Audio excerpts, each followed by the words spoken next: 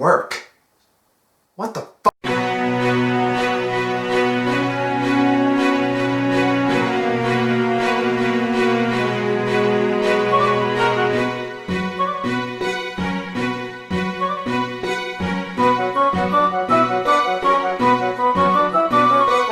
If you've been following this channel for a while, or just done some digging of my previous videos, it really isn't that hard to find, you'd know that I've taken a look at the first Pokémon Ranger game before. Now, my opinion on that game has gone significantly down since that review, but it's still a game I like, if only for the novelty of playing the predecessor of this spin-off series I love. But if the first game was the only outing for the Rangers of Pokémon, I don't think I would hold this side series as high of a regard as I do. Because the main reason why the first game is really not that great anymore is solely because the sequels were so much better. This is something I mentioned in my review of the first game, but my first experience with Pokémon Ranger was with the second game, Shadows of Almia. It's been over 10 years since I first played this game, and while it didn't quite click with me first because I was a dumb kid, over time I came to absolutely love it, to the point where it rivaled my love for the main series. But even with that said, the question is, does Shadows of Almia still hold up today? Well, there's no time like the present, so let's fire up the old Nintendo DS and find out. Actually, we're gonna be playing the version on the Wii U Virtual Console, so this time for realsies. Damn it!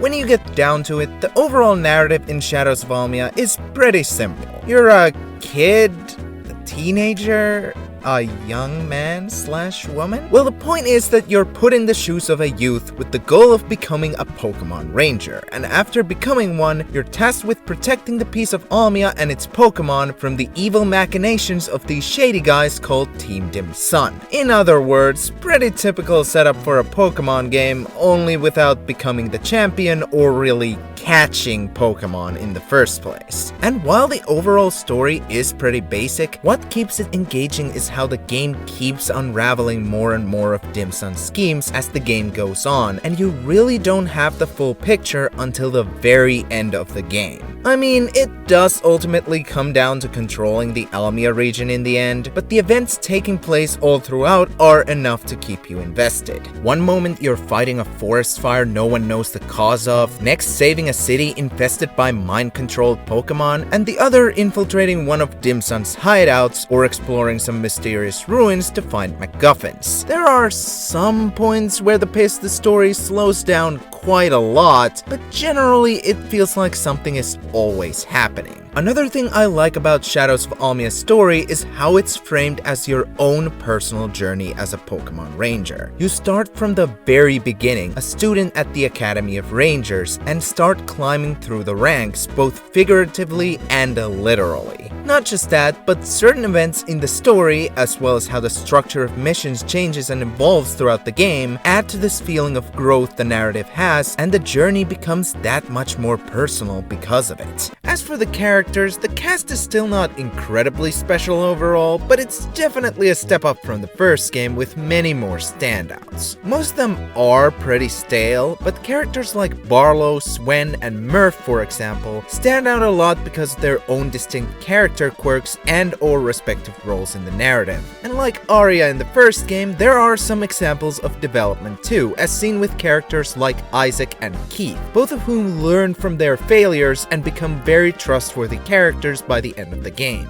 Then there's the villainous team of Dim Sun, and right off the bat, I'll say that they're probably my favorite evil team in any Pokémon game. The grunts are super entertaining. They often have some quips or other funny things to say before fighting you, and a majority of them are dumb of ass. The moments like jumping off the cargo ship and Whale Lord Mini are some of the best examples of this, and they always manage to crack a smile out of me. If I were to sum it up nicely, I'd say they're a bit like Team Skull from Sun and Moon, but pose a lot more threat. However, where the low-level grunts are incredibly entertaining, the admins I mean, they're okay. I do like Ice to an extent, and Mr. Hairspray is a decent early villain, but Lavanna and Heath are pretty one-dimensional. They both do have their moments, so I don't downright dislike them, but their overall personalities mostly boil down to the chick and the dumb brute, respectively. And even though this game has a lot of stale personalities, I just don't find these two that entertaining. The leader of Team Sun, though, is actually pretty good. I can't divulge their identity for spoiler reasons, and while I will say the reveal can feel a bit tacked on due to their relative lack of screen time, I do like the motivations they're given, and their overall role as the main villain makes sense. So all in all, I'd say Shadows of Almia delivers a fairly satisfying story with generally great pacing and a decent cast of characters to go with it. And with the feeling of personal growth that I mentioned earlier, the story may even elevate beyond that, though I'll admit that it depends on your own experience with the game. It's no black and white, but on regular Pokémon standards for story, I think it passes with flying colors.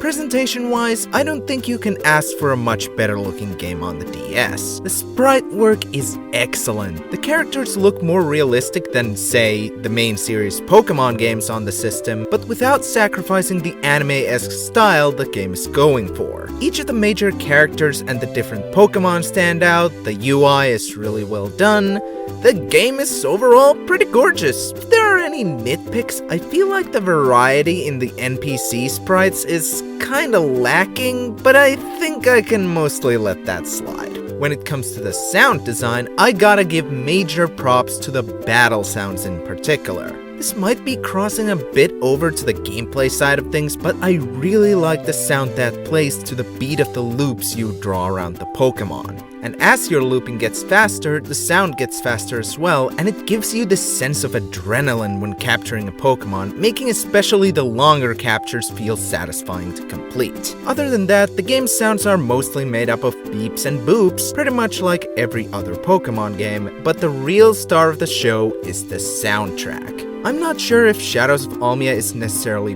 better than the first games, but it certainly at least lives up to it. Towns have relaxing tracks that keep you at ease and are overall catchy as hell. The various dungeons have themes ranging from grand and epic to environmentally fitting, and the battle themes are all great stuff, with each fitting the battles they're used in. I don't really have much more to say about the presentation because it's overall pretty damn solid. I can't remember a moment where the visuals would have clashed or the designs would have looked ugly, and while you could probably find some of the music a bit repetitive, I'd say it's all pretty good stuff. Needless to say, I don't think you need to worry for your eyes and ears with this one.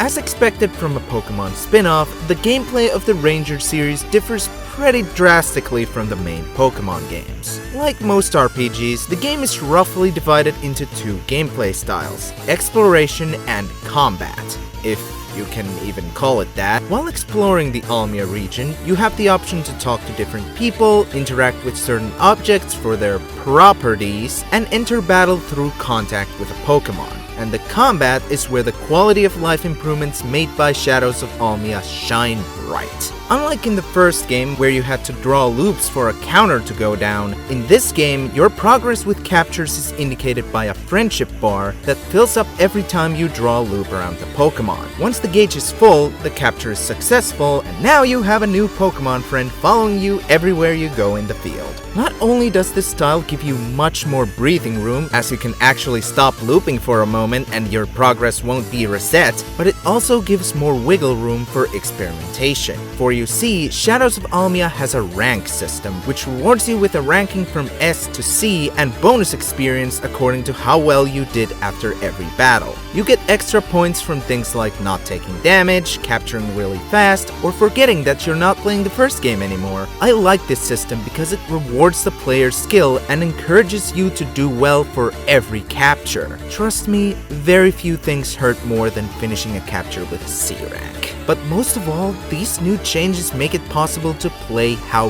you want. It's totally viable to never use Poke Assists even in most boss encounters, and especially after you get the power charge, you can try out tactics that could not have worked in the original game.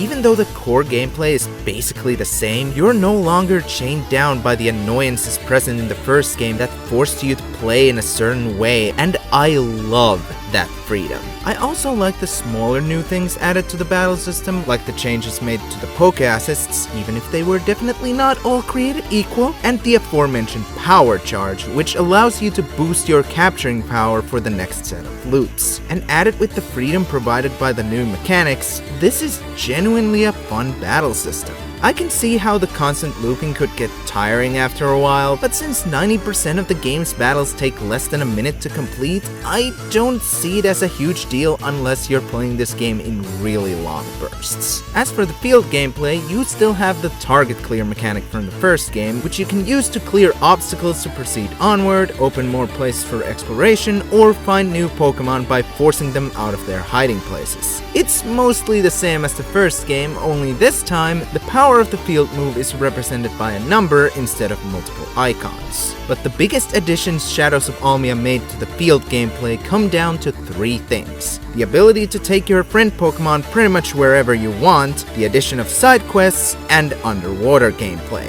Starting with the first thing, I think it's great because not only does it let you hold on to some useful Poke Assists, field moves, or just a good-ass Pokemon you love, but on repeat playthroughs you can plan ahead and keep certain Pokemon in your party as you go along and use them when needed without having to do extra legwork later. As for the others, the underwater gameplay is okay. Remember when I said like a few seconds ago that you can take your friend Pokemon? Yeah, you can't use land Pokemon here. Not just that, but your options for Pokemon here are pretty much 90% water type, so good luck getting any good Poke Assists here. The field movement is also kinda sluggish and way less precise. It feels kinda annoying to control at times. These are not huge problems overall, and I do kinda like the variety they bring, so I don't hate these segments, but they could be hell of a lot better. The quests, on the other hand, couldn't be happier they're here. The actual content of these quests is usually go capture this Pokemon or use target clear on this thing, but a good few of them offer cool writing, funny moments, or even some world building. Not just that, but each quest rewards you with a new power-up, like more defense from attacks and extensions to your health or capture line. With all this in mind, it might be pretty obvious, but this game is packed with content. Even with the side things alongside the main story, the post-game is filled with new Pokemon to capture and easily the best quests in the entire game. And also the ones that require the most effort. I'm not going to put this game on a pedestal because of its post-game of all things, but trust me, it's really good. I feel like I'm only scratching the surface here because there are still a ton of gameplay things I could talk about, like the ride Pokemon, the different trap designs in the later dungeons, the ranger rank, but this would get way too wordy if I went over every little thing. All I have to say is that the gameplay is really fun, there's a ton of content to sink your teeth into, and the mechanics are deeper than you might originally think. The only real overarching problem I could mention is that the game is a little devoid of challenge once you really get to grips with the battle system, but I'll take a breezy ride over tediously tangoing with Steelix in the first game any day of the week.